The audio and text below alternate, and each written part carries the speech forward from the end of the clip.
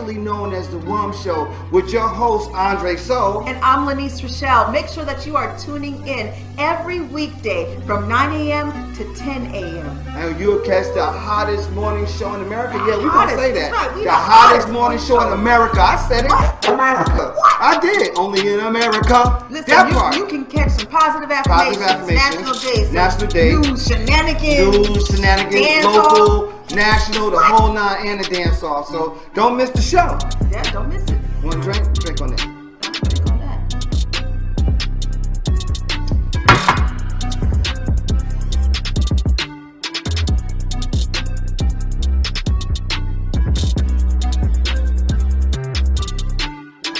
That's what it is. So that's how we feel. So you make sure that you tune in. That's how we feel. Made by Quezzy.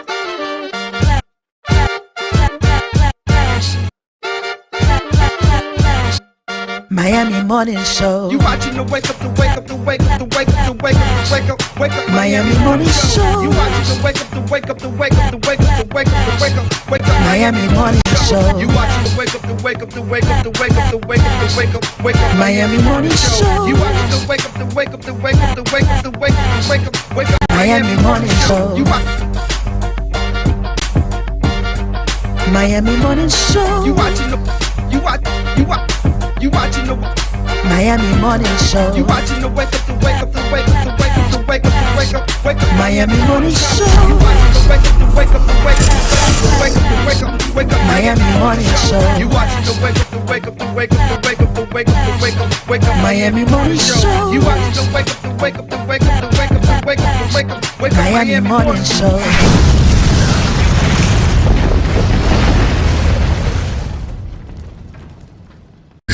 Now time for positive affirmations.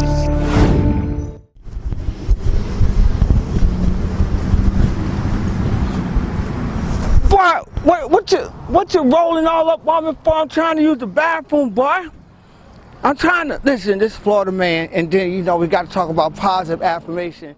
The positive affirmation for the day is I can easily express my feelings. Say it with me. I can easily express my feelings. Now I want you to receive it. I want you to believe it so that you can conceive it. That part there, this Florida man with your positive affirmation. Positive affirmations.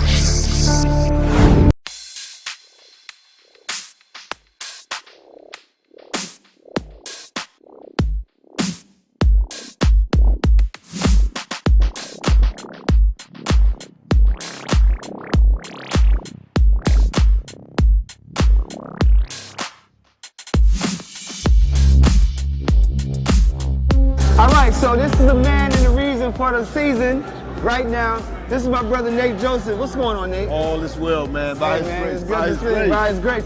Tell us what you're doing here right now. What is so this? Today, this is New Liberty Square. We're having an art exhibit. It's nice. And our ambassador is Adonis. We're going to get him. And, you know, you have to interview Mr. Adonis, and we're just trying to turn it up, do something different here in New Liberty Square. Are you going to post some of these? Is it a plan to post some of these artists' artworks throughout this establishment here to some degree, or are you just posting it just to bring awareness to the people? Hoping it's just to bring awareness for the people and stuff like that. But when we do this show called to artists, we may have some of their work in there. We may put some of the artwork here in this building. That'd be nice. Absolutely.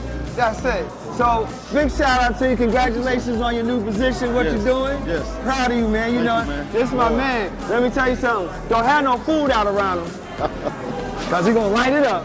You got the beard and whatnot, you see him, right? Yeah, right? Look at the screens. I just want everybody to know this is my brother, I love him. And if you're ever in Liberty City at Liberty, what is this, Liberty City what? New Liberty City. New Liberty City, right? If you're ever over here, come check out the artwork and just come support. Tell the brother you love him, tell the brother you support him, and that's what it is, all right? We're gonna be right back with some more people, don't go nowhere. So what you see here is a representation of that, of us as people uniting and creating something good, bringing out all this talent and just supporting the community, but we have to do it together, right? And that's the most important thing. So we can't continue to be apart, but let's do this together and move to the next level and move to the future.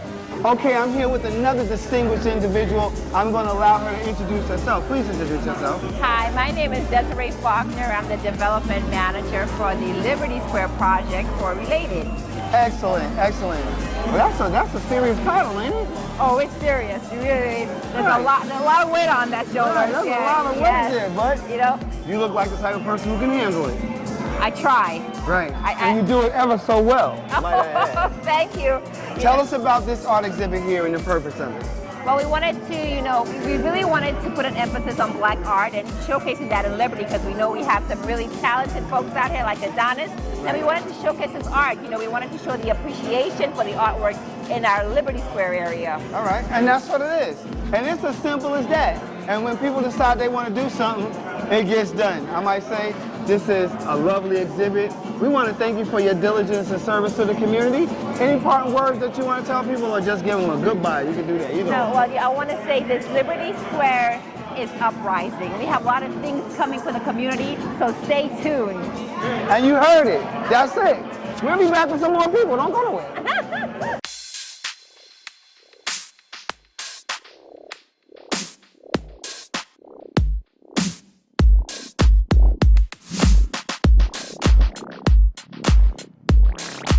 Man, you know what it is, man. Come on, man. You know Look, I got to step down because, it's the gentle giant right here. Yep. You putting this on right now, I think, is outstanding. Thank you. Big shout out to you, sir. brother. Yes, I sir. love you. Love you too, yeah. You've been rocking for a minute. For a minute, yeah. Tell us the significance of doing this right here, right now.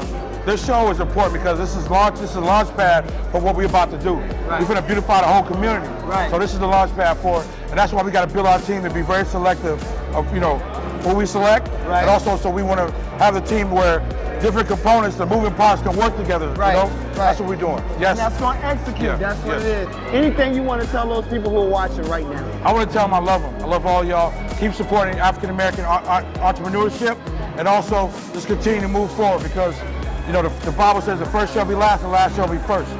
And I know what it is. We always show his work anyway because our studio is right by the wall, he's right there. So we always show Adonis' work. All right, we're going to talk to a couple more people because we in the building, baby.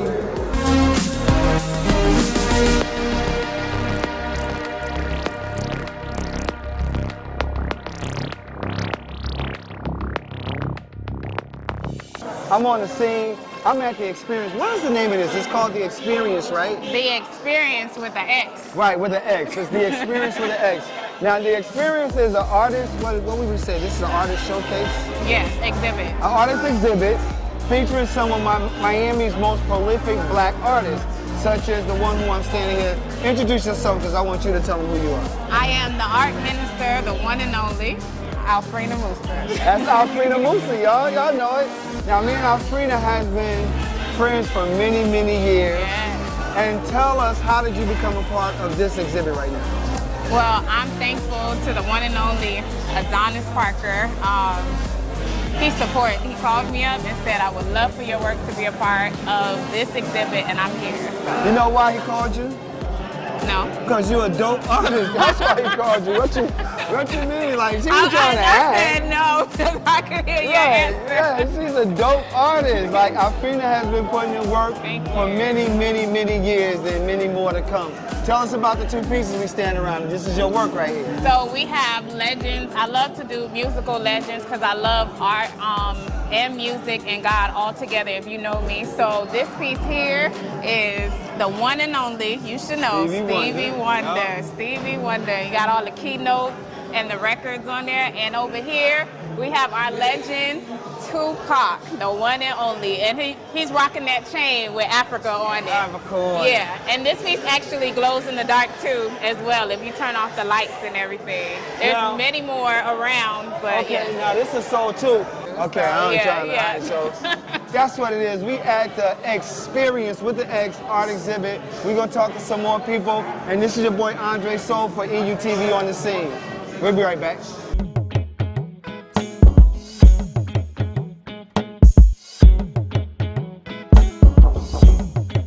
All right, I'm standing here with artist extraordinaire Bayunga.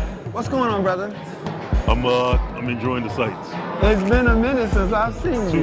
Too long. And I'm happy to see you. Likewise. Tell us, how do you feel about being part of this exhibit, and why is it significant to you?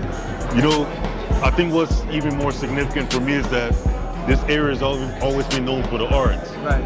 Not particularly the visual arts. Right. But the Miami sound. Right. Is known to be birthed in this area. Right. And so to now be able to associate not just the Miami sound, but the Miami visual, the capacity to do everything that Black Miami envisions right here in one space. Right, I love that. That's it, y'all heard it right here. EUTV on the scene. I'm Andre, so what else can I say, man? Y'all just keep watching. Thank you.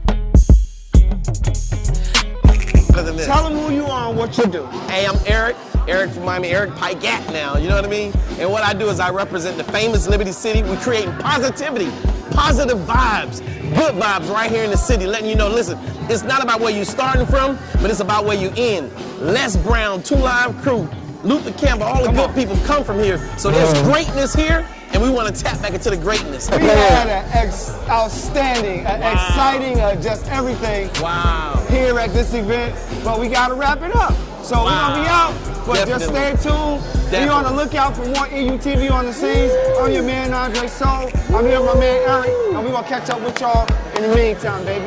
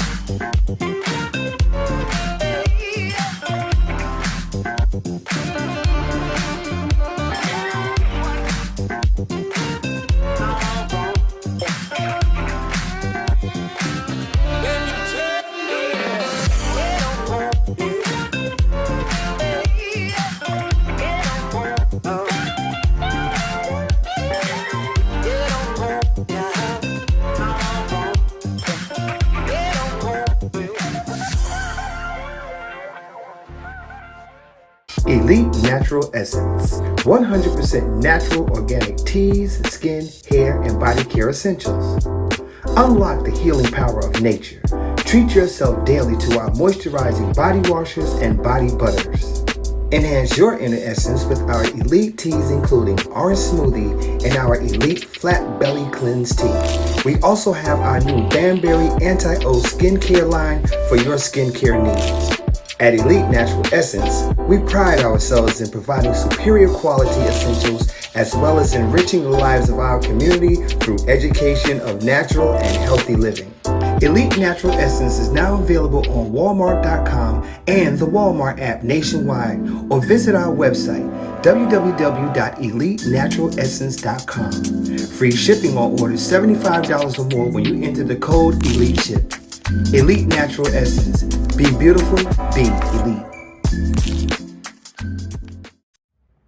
There's a direct relationship between having the businesses and being in prison. Go find see how many Asians you can find in American prisons. You ain't gonna be in there. But 51% of your prisoners will be black because blacks don't have any businesses and industries. There's a direct link. Blacks won't practice group economics. Blacks won't practice group politics. If you don't practice, you're setting yourself up. I told that 5-story building, you're setting yourself to get wiped out. Understand the nature of race, which is economics.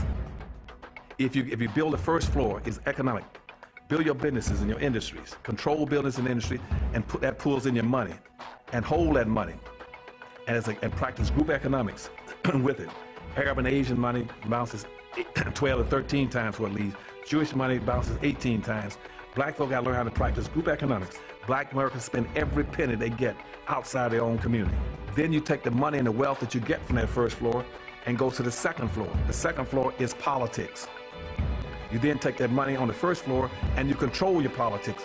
Black folk must quit allowing people to tell them to go out and vote. Vote for what?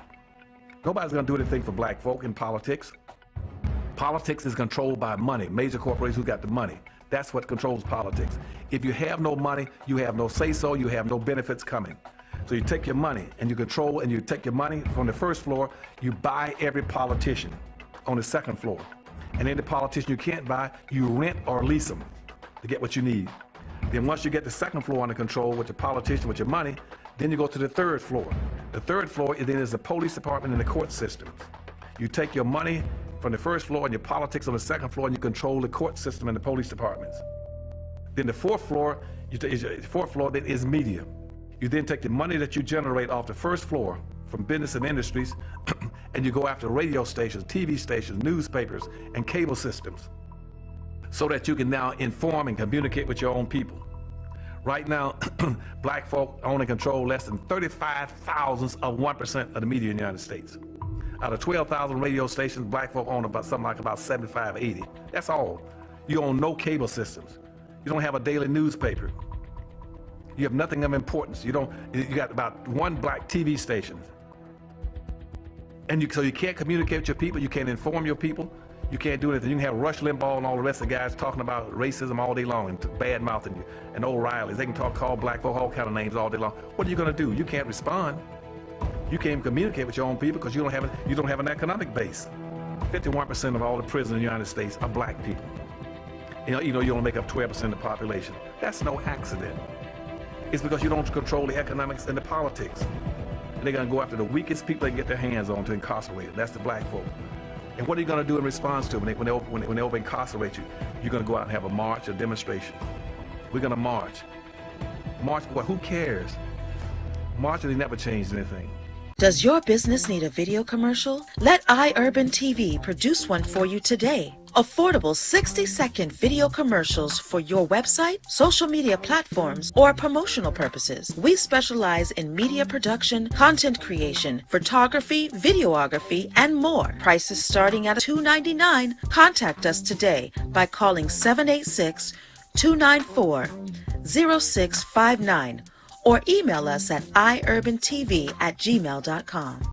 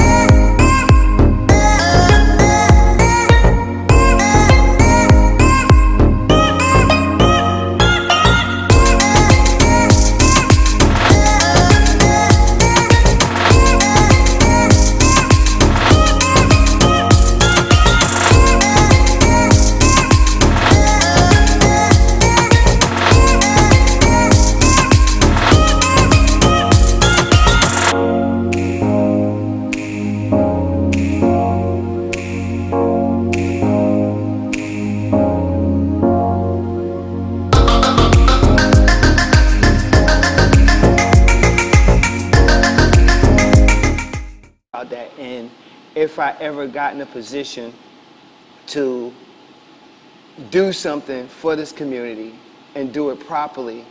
See, my goal is, like, this is my goal.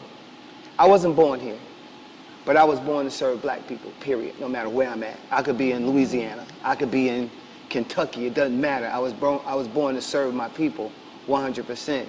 I don't believe in coming here and taking something and not giving back. You have to give back because that is the righteous thing to do. You got to give back some shape, form, or fashion because that's just what it is. Because if you give, then you are making room. I was going to say is making room. You're making room to receive. That's the thought process behind it. So when I come here, I offer, I've been here since I was 13. I moved here in 1982. I couldn't stand this place. It was hot. From where? New Jersey. Jersey. Well, actually, we moved from Jersey because my mother worked for Eastern Airlines, right? So we moved from New Jersey to Atlanta. We lived in Atlanta for 4 years, and then she got this really good job down here, and she moved me down here, right? In 1982, I'll never forget it. Actually, I'm putting it in my book. And when I got here, I saw lizards running on the ground. I was like, oh no. I was like, Mommy, we're in the island somewhere. I didn't think that we were still in America. I did not think it at all, because we used to fly all over to the Caribbean. I was like, are we still in America? She was like, yeah. I was like, well, where are the squirrels at?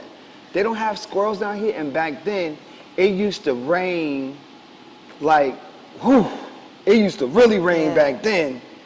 And you would get these frogs on your window with the suction cups. So, you know, that's amazing, because even though we're very different ages, I was here the same time, like when I was 12 and 13. That was traumatic for me. And came from Colorado. So I remember, Colorado Springs came here and had the same experience. What are these things? I was like, what is this? You know, it was just, it just caught me. And, you know, eventually, you know, I became used to it. I started marching for Norland. I went to Norland Middle, went to Norland High School, marched for Norland. And I was supposed to march for FAM. I actually made the FAM drum squad. I never got to go though, because life got real at that moment. Okay. So we're gonna leave that there. All right. But I do want to say it is an honor and a privilege to have you guys. Absolutely. To have you. I'm not gonna say you guys, because she's gonna be like, don't say you guys. To have such, for me, a prestigious group of people, a lady and gent, come and speak about and talk about the politics of Miami, black politics in Miami. Let's talk about that. Black politics in Miami. Before we get started, please introduce yourselves and tell us who you are, the dynamic duo. The ladies, no, it's Mama. It is Ladies Month. It's Women's Month. Yes, ladies first. I'm Barbara Hardiman. My husband, Billy Hardiman. Who we are, I think we're just people who love our community and just try to give back. The comment that you made about giving, that's what we live our lives by. Just trying to give back and make the community better. Right. And we've been doing that for 40 plus years. Oh, wow. Together? Together. Right. Together. 40 so okay, here we go. Where did y'all first meet? How did y'all meet? Yes. Go ahead. No, you go ahead and finish. You do your introduction. Yeah, do your introduction. Tell us how y'all met. I want to hear this. We probably have a different idea of how we met, but 40-year argument. I want to start with you know, my father. Bahamian is L.G. Hardiman from Cordia, Georgia. Okay. His wife is Ethel Hardiman, Cordia, Georgia. Country people. Right. Okay. They had 15 children. And wow. I know it's a lot of y'all. I know it is. I met back quite in the day, was a I'm lot number of children. 5, so I had 10 under me. Right. Of the first one to be born in Miami, the other 4 were born in Georgia. Okay. So that's how I began my beginning. Humble beginnings. Right. And where were you, in Liberty City, or where'd you? When my parents first moved here, they settled in the Grove. Okay. They settled in the Grove, stayed in the Grove a few years, and moved to Liberty City. I remember moving to Liberty City. I went to elementary school in Liberty City from the first grade. Right. So I graduated from high school. Right. So that's interesting. And I was actually born in Hollywood, Florida. Okay. Grew up in Carver Ranches, which is now known as West Park. Right. Yes. I would say my household wasn't as functional as it could have been. And I always heard from my elders, get an education, get an education. Right. Yes, yes. So my way of getting out of the situation I was in was to get my GED when I was 15 years old and attend Miami-Dade Community College. And that's where I met him. I went to Miami Dade. So yes. when you met her, what did you say when you saw her? What was in your mind? Well, I was the president of the student union, the Black Students Union. Okay. And she was I was a journalist for the school newspaper. And my assignment was to go and do an interview about these radical students. Uh-huh. I went to go interview, saw him. To me, it was love at first sight. Oh, I never wrote the article, never wrote another story. Wow. Joined the Black Student Union, and from there, we just grew close and closer together. What did he say to woo you? Oh Yes. my gosh. I just remember it was You know, when you're tall, dark, and handsome. That's right. Yes. I'm such in awe right now. I'm such in awe right now because I was president of the African Student Union there too. Oh, really? At the WUMMS campus. Okay, yes. outstanding. Yes, Okay, I was. And I can't think of the lady's name. She was a black lady, had dreads. She was over the African American studies there. I can't think of her name. It escapes me right now. Yeah. But it'll come back. But Well, you know, growing up in Miami, right? Growing Right. up, some of these first memories is like, I didn't realize we were poor. Right. Huge family. I didn't realize we were poor. Yeah. Right. So I went to work at a corner store. I'm about the third grade. Worked all year. All summer, had my mom's save my money, hold my money. Come that time for school to start, I went to my mom, hey, my money. She don't spend my money. I'm over in the corner, I'm mad. My brother walked up to me and said, what's wrong with you, man? I said, she spent my money.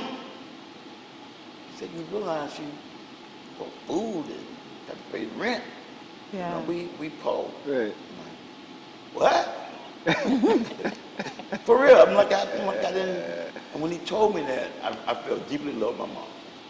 Yes. And since then, all my siblings called me the flower child because I would take her flowers. Right. You know, so that kind of shaped who I was, kind of young. Yeah. Finished high school, went to the Army, stationed in Atlanta. Right. Wow, look at that. Right. For 3 years. Why in about this tall. Why in Atlanta? He was that tall? Tall, dark, and handsome. Why in Atlanta? I used to fly back to Miami 3 weekends a month through a military hop. Right. To Opelika Airport. Right. That's called a military hop. So I raised up here, left here a regular Miami guy, just a Miami guy. I don't know how to say that. This been a fast city. During that time, it was the cocaine, cowboys era. Yeah. So I came back home once on one of those trips and tried to rob the dope man.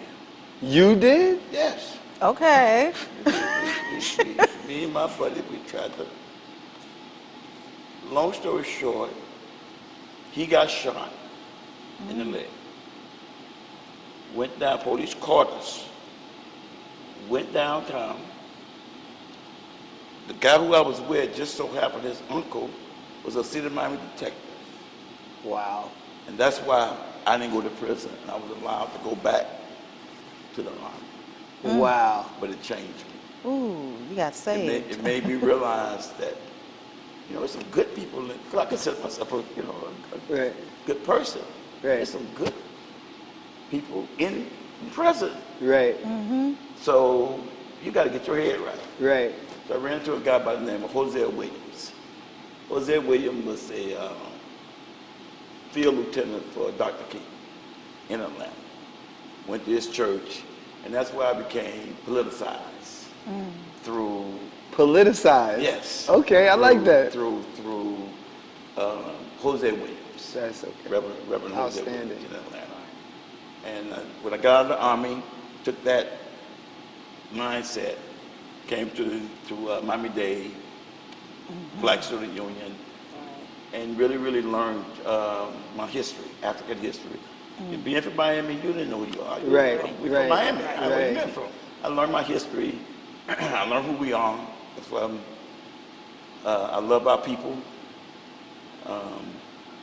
Consider ourselves Pan-Africanists. Whether you Pan-Africanists, total liberation and unification of all Africans. Y'all better go ahead. I never knew this. I never knew this. Yes, that's I love it. you know, that's my. That's our foundation. In fact, when I was excellent. We were running into some infighting with some of the other local activists here. I'm like, couldn't figure out what it was. And then one of my dear friends said, you know, Billy, you don't understand that there's a Bahamian Georgia boy fight. Right. What are you talking about? Right. I get it. He said, look at the commission. You got Dennis Moss, Bahamian, Betty Ferguson, Bahamian. Wow. I think of this, was it Roll? No, what the third one was that? No. And then he brought up Teal? Not Teal. Was Teal Bahamian too? Burke was Georgia. His wife was Bahamian. Right. Teal was not. That's why he got the Miami probably. I get it. So when he said that, you know, I'm like, because I look at black people as Africans. You know, Right. I look at that's, you know, you Jamaican by accident. Right. Cuban By accident. Right. You know, you're my cousin. I don't care how we look at it. Yeah. So that's how we got politicized, Black Student Union, and while we're there, our faculty advisor was Carrie Meek. Carrie Meek was our faculty. Who else? She was your what? Faculty advisor. She worked Really? at Miami Dade. Wow. She worked at Miami Dade. Whoa. This is so dope. I'm learning a lot today. Yes. And also her buddy was Miller Dawkins, Commissioner Dawkins. And one of the first campaigns we ever worked on was in '79. I think it was Rapid Transit that Carrie Meek got us involved with, and we worked on her first campaign. So she kind of got us into working on campaigns. That's outstanding. So that brings me to this question. With all of that history and how you all got started in politics, it was like a natural joining for the two of you. What is the importance of maintaining the political footprint in Black America, Black Miami, actually? It's extremely important. If you don't have a political presence, you don't share in the goods and services that particularly the government has to offer. Right. So if you are not represented, if you're not in the room when the decisions are being made, it's to your detriment as a community. Yeah. Right. So it's extremely, extremely important that we keep a representation in a big way in government. I can remember one of the things that Billy Mom said to us once. It stands out because we were always in the street marching. If it was a march, if it was an issue, we were out there leading the march. And she said, you know, it's important to be out there, but it's also important to be at the table. Right. Yes. When you at the table, that's where the decisions are made. Yeah. So we took that advice and worked hard to try to get seats at the table. Before you move, I want to. Something just sparked me, and I'm sorry. I want to ask this question. What was that temperature like back in the 70s? Because I've been here since 1982. When I first came here, I was 13 years old. I know what Miami was like. I know that black people wasn't getting a fair share of nothing. And you guys, you two came along.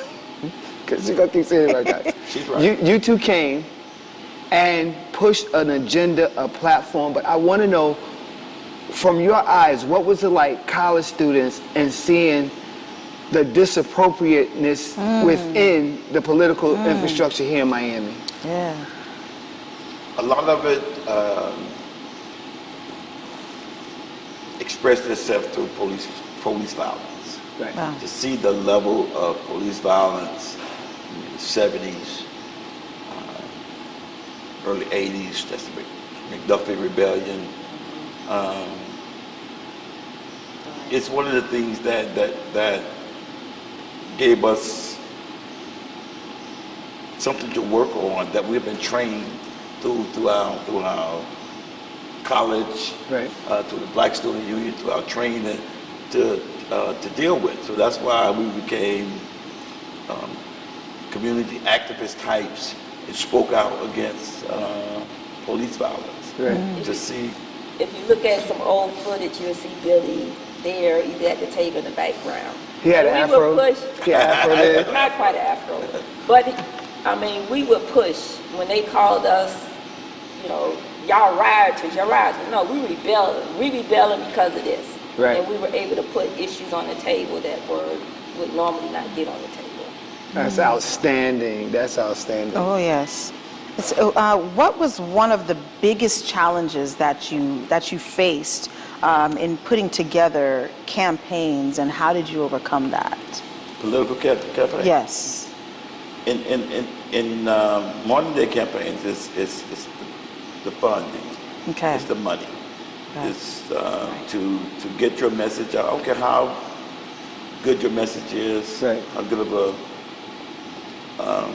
candidate you are. If you don't have the funds to get your message out, I mean, the Miami Times is not free. Right. Hot 105 damn sure ain't free. Right. You know. Right. Cox Radio, right? The mailers, you know, it's the money. Mm-hmm. And when you understand that, and you look at Miami, it's a group of about 100 people that fund all the campaigns. Right. All of them. That means that they're selecting the leaders. Wow. Yeah. That provide like the funds right. for the campaign. One of the things we do, we take, I'll call underfunded candidates and help them get their message out. Help them get their message out, invest our time, knowing that they can't pay us, can't afford to pay us, but we believe in them. Right. And if we believe in them, so it's not just the money. We need the money to be able to do it, but we don't go in for the money because most of them cannot pay us. You're talking about a demographic that don't vote because they've been so disenfranchised and they've been so shut down that they don't believe in voting. Right. It's not an accident that we don't vote. I mean, just like it's not an accident that we don't read as much as we should read. We've been taught that. I mean, it was a point that you got killed if you went to go vote. Just like at a point if you went to read a book or something, you got killed. Wow. So I think it's like in our minds. And I mean, it's good reasoning behind it if you ask that average person, but you know, voting is important. It's imperative. It is such a thankless job, like being an elected official. Right. It's a thankless job. A lot of people hate. A lot of people hate politics, but they want their son or daughter to be president. You know what I mean? So it's a disconnect there. Yeah. And then people, they're quick to say, I'm not into politics. But your you know. Everything you do is political to some degree, right? What we, in terms of our campaigns, again, what we try to bring to the table is being genuine and make sure we are vetted to the best of our ability the people we are endorsing. Right. Yeah. And because I have to take these candidates to my mom. Right. Vote for this person. Right. Now, if they get in there and don't do what's right, I got to go back to my mom and say, hey, I'm sorry. Right. Because she's watching. Mama's the same way. The person wasn't what I thought they were. Right. Yeah. Okay. So we're going a different way this time. Have you ever backed or endorsed or supported someone that you found out you didn't like? Oh yeah. Yeah. We don't have to say no names. We don't want to say no names. When you find out, you know, I mean, to be an elected official, you have so many people telling you again how tall, dark, and handsome you are. I don't give what you look like. Right. How, that it kind of, you know, your head could blow up. Could blow it up. Right. And to me, it's important, not necessarily how I'm treated, it's how you treat other people. And to me, everybody, you can never have anything that's going to make you better than anybody else. I don't care about what your car you drive, what house you live in. So you give people the same amount of respect. And you find out, like Billy said, head gets big and they forget about the average person. They begin to think that they are better than the people that they're supposed to be serving. And if I discover that they really are not genuine, don't genuinely care about the community. Right. If I feel that, then I'm all bets are off. Right. I don't care who you are. Right. Yeah. You know, it's about the community first. Right. I want to ask you this. When we talk about having a fair shot, you know, in Black Miami, Black America, in politics, what to both of you is how do you change the narrative? Even now we're struggling to do that, where we are putting our foot on the pavement and we got a presence in Black America. We're definitely making sure that we have a presence, but it's still a struggle. So how do we get fair representation now? What do we say to the millennials? What do we say to the, what is it, Gen X? Gen Xers. What do we say to them? Mainly millennials. Yeah. What I find is that the world will make our people realize that we have to stay together. We have to fight. We have to continue to fight. We have to continue to struggle. Every time we make any advances as a people, there's a backlash. Right. It's a huge backlash. The backlash we're experiencing right now against Obama, against the first African-American president, introduced Trump. Yeah. And what all that represents. Right.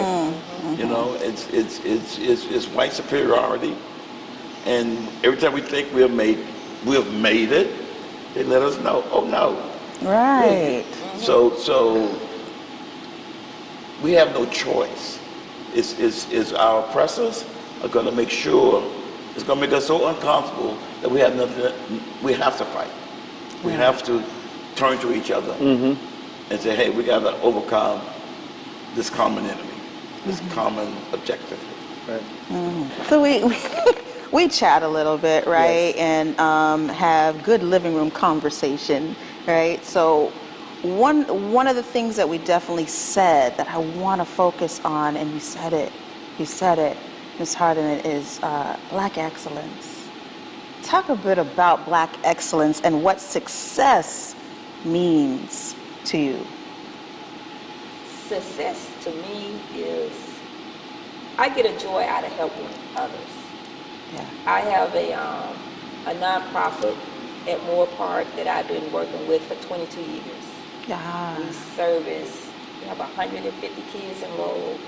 We service like 125, 130 kids a day. To see those kids be successful, to see those kids get exposed to things that they normally wouldn't not get exposed to. Right. I mean, we've taken hundreds of kids, every place you could think of in Florida, from the Keys. Right. They experience things that people come from all over the world to see. We've taken kids to Hong Kong, we've taken kids to space camp. We're getting ready to take 30 kids during spring break on college tour. And these are things we do annually. And like I said, we've been doing this for 20 plus years. Right. Yeah. So to me success to me is to be able to help the next generation. To groom and them. to see kids that have been in the program since elementary school, now middle school, high school, college, and paying it forward and coming back and contributing to the community. Yeah. That's success to me. Mr. Billy? I think it's the words, whoever said success is when opportunity, when preparation meets opportunity. Yes. Okay, you got to be prepared. You got to, you know, instill into our young people to prepare yourself. You don't know when that moment's going to come. Right. When it's going to be next man up or next woman Right. up. Right. So you got to prepare yourself. Right. And when that opportunity comes, you'll be successful if you prepare. If you're not prepared, it's going to be a squandered opportunity. Right. So, Mr. Billy, you say you have to be ready so you don't got to get ready. That's right. That's what we say. That part. Stay ready. Yes. And what I think Billy and I show is that you don't have to take away from yourself in order to serve your community. Right. You know what I mean? Yes, yes. Most people think that they have this image that if you give into your community, you got to be dang near homeless. Right. You know, you can't enjoy the finer things in life. Right. And we show as example that we can still, you know, eat what we want to eat, drive what we want to drive, Right. and still put our community at our top priority. At the highest. I think one of the things that absolutely turns me off about being a part of or latching onto anything that somebody is doing, you know, they can be doing something amazing and positive, but I get a little clouded and I'm really turned off when they're too boastful, you know, when especially, there is a fine line. And, you know, correct me if I'm wrong or make a statement about this, but there's a fine line between pushing our Black agenda, right, and making sure that they know who we are and being boastful about it. Am I right?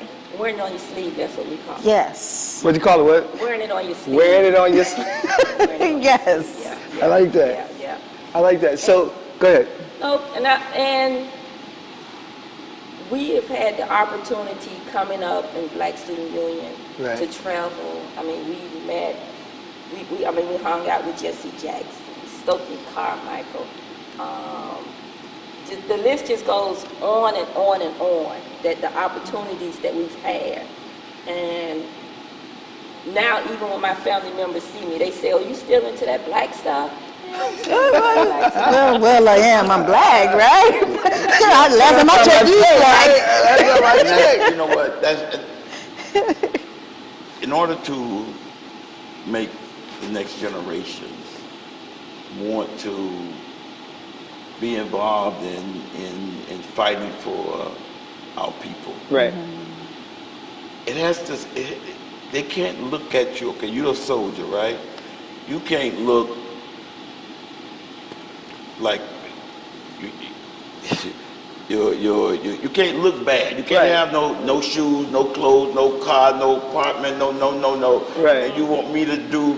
No, I don't think. That's what I say. It's a fine line. I want to find something else to do. So I think it's important to show, but you never know the kids who are looking at you. That yes, you could be an activist.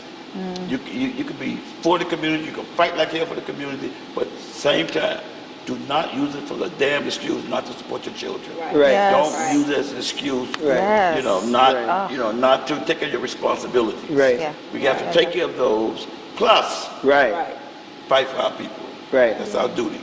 Now, on top of everything else, let's talk about this. The Hardeman regime, okay? I want to expound on this because I know in certain cases people try to make the Hardeman name or the Hardeman political machine look bad, right? And I think that there's a misconception. I think that other news outlets and other newspapers want to paint this picture because it gives them a form of control, and I am definitely about taking control over our narrative. So at this moment, because people are watching and they want to know, like, well, you know, he's not. No, we're going to talk about that too because we talked about it, and I want you to feel comfortable in talking about it. That's why we talked about it previously, right? So let's talk about the Hardeman political regime and why it exists and why it stands the way it is, and what are some myths that could be debunked about the Hardeman regime right now? Because you mentioned a lot on the break. What are some myths that could be debunked? Some honest to goodness stuff. Well, when you say the Hardeman regime, you know, it's we've only had 2 elected Hardemans. Right. Not a dynasty, not my father, my son, No, it's been two. Right. For two terms. Not one was elected for one term, and now the other one's going to his third term. Right. So it hasn't been this long Kennedy's type right thing. No.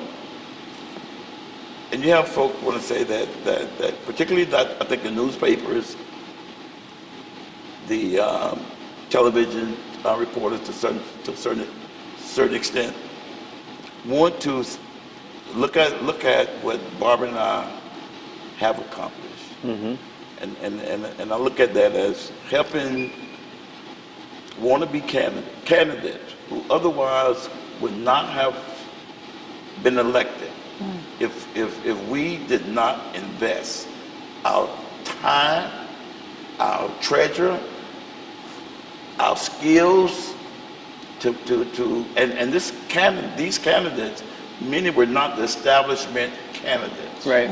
They didn't have the monies from the downtown lobbyists or the downtown business folk. Their campaign, we were successful in getting people elected from the bottom up. Yeah. Right. And they don't like that. They want to be able to say that if you got the Miami Herald's endorsement, you're going to win. Right. Not you got the support of a Hardeman, you're going to win. So they want to tear that down. They want to tear down to say that, oh no, this is some gangster gangster family. Right. And nothing could be farther from the truth. Right. As I said, we're a very humble family. So it's just.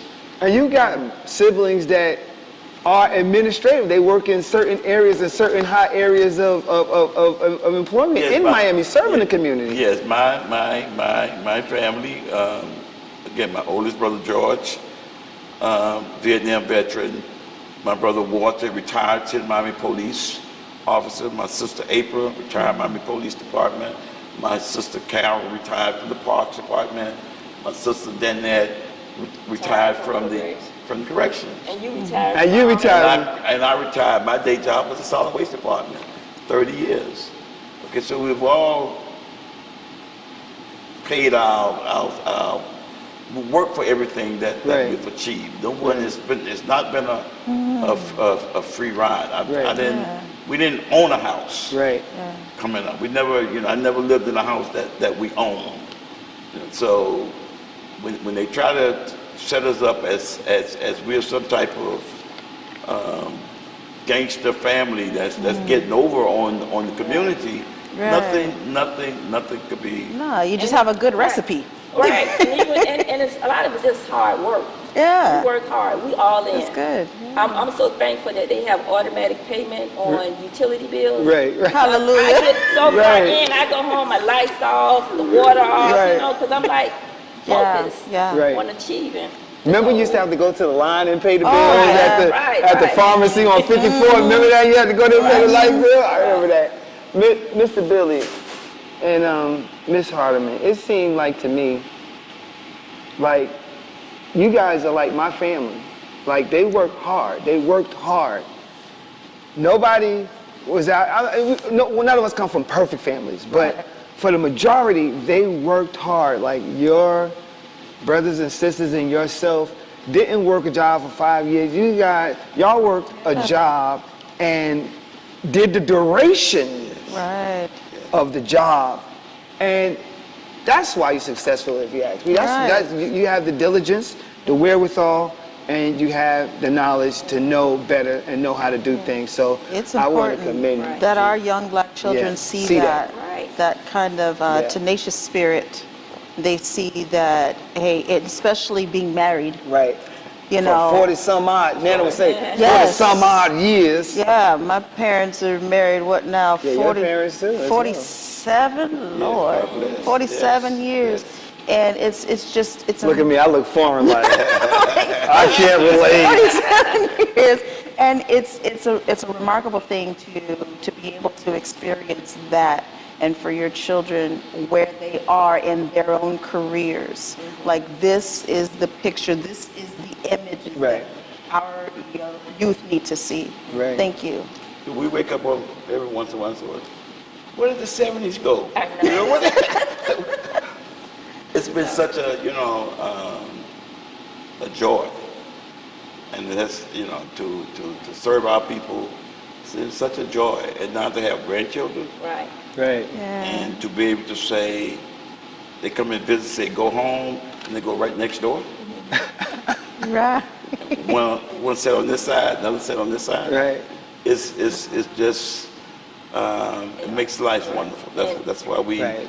Billy said something a couple of weeks ago. He was like, we were doing something, we were involved in something. He's like, if it's not fun, we're not doing something right. Come on now. Right, come on now. It's got to be fun. It's got to be fun. We have fun. We laugh all the time. Sense of humor. He should have been a comedian. That's where I should have made my millions. This guy's like a natural comedian. But we've enjoyed it. And more than anything, we've enjoyed helping people. People call us all the time. And to be able to help things that are small to us means so much to them. Thank you. I want to see people do better. And one final thing on this piece, right? When anytime you want to stand up and fight for black people, right? Yes, sir. You're gonna become a target. Yeah. And if you can't stand the heat, get your ass out of the kitchen. Come on now. Period. Point blank. So right. If you want to fight for our people, there've been Dr. King took a bullet to the brain, fighting for it. Yeah. Yeah. So a bad article, come on with it. Right. I can handle it. Right. You understand? So once they realize that their monies, you don't need their monies, their newspaper, their endorsement to elect your own leaders. That's what they're upset. That's what they're upset. Powerless. They're powerless. Right.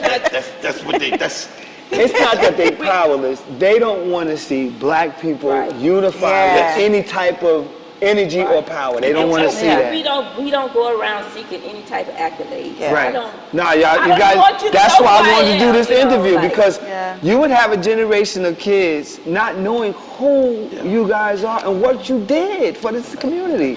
They have to know that. They got to know that. You know, I'm always quoting my father because he's incredible. And I'm a daddy's girl. No, but he did say, I do remember him saying, Lynn, there is something that America is really afraid of. I said, what, Daddy? What's that? Black people waking up and banding together and knowing who they are. Yes. Woo. Yes. What? That's powerful.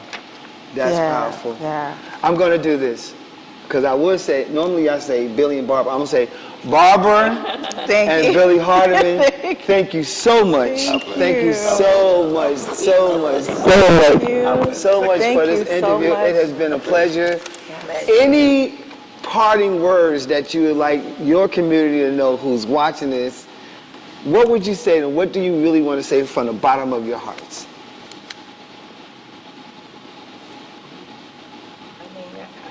I genuinely love the community. That's all I can say is I love you. Right.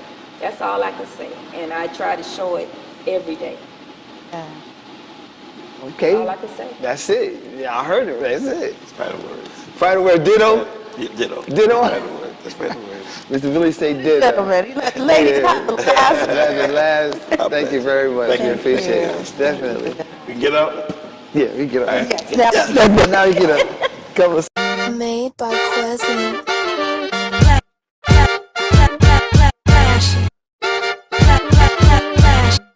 Miami Morning Show. You watching the wake up, the wake up, the wake up, the wake up, the wake up, the wake up, wake up. Miami Morning Show. You watching the wake up, the wake up, the wake up, the wake up, the wake up, the wake up, wake up. Miami Morning Show. You watching the wake up, the wake up, the wake up, the wake up, the wake up, the wake up, wake up. Miami Morning Show. You watching the wake up, the wake up, the wake up, the wake up, the wake up, the wake up, wake up. Miami Morning Show. You Miami Morning Show. You watching the Miami Morning Show. You watching the wake up, the wake up, the wake up, the wake up, the wake up, the wake up, wake up. Miami Morning Show. You watching the